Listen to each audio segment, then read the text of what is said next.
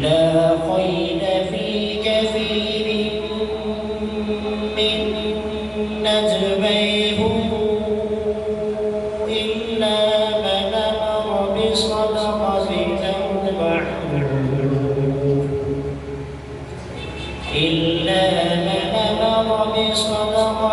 أو معروف أو إصلاح بين الناس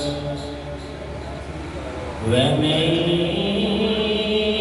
يفعل ذلك ابتغاء مرضات الله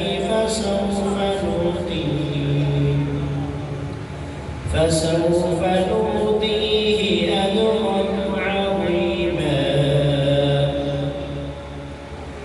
ومن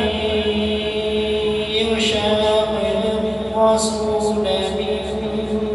بعد ما تبين له الهدى ويتبع غير سبيل